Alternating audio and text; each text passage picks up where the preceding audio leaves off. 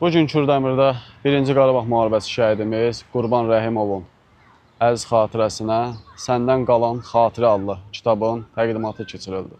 Şəhid Qurban Rəhimovun əziz xatirəsinə həsr olunmuş Səndən qalan xatirə kitabının təqdimat mərasimi keçirilib. Tədbir Azərbaycan Respublikasının dövlət himninin səsləndirilməsi ilə başlayıb.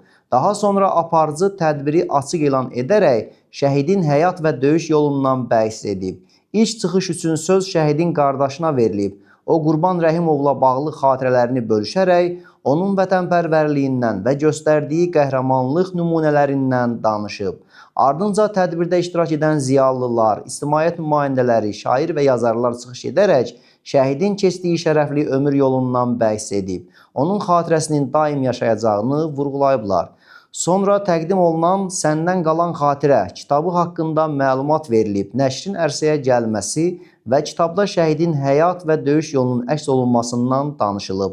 Tədbirin sonunda kitab şəhid Qurban Rəhimovun ailəsinə təqdim olunub və şəhidin əziz xatirəsi ehtiramla yad edilib. Bu kitab sadəcə 8-ci kitab olmasına baxmayaraq şəhidlərimizə həsr etdiyim 5-ci kitabdır. Qurban Rəhimovun xatirəsinə həsr olunub. Qurban Rəhimov 92-ci ilin şəhidimizdir.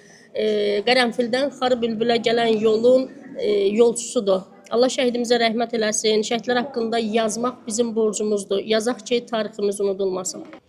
92-ci ildə Qarabağda gedən döyüşlərdə Füzuli rayon Aşağı Veysəli kəndində şəhid olmuşdur. Bu günlərin bu tədbirdə onun haqqında, onun həyatı haqqında yadigar təvəkkülün yazdığı Səndən qalan xatirə kitabının təqdimat mərasimidir. Bu tədbiri təşkil edən Kürdəmir rayon icra hakimiyyətinə, burada zəhməti olan Kürdəmir Gənclər evinə hamısına minnətdarlığımı bildirirəm. Allah can sağlığı versin. Allah bütün şəhidlərimizə rəhmət eləsin.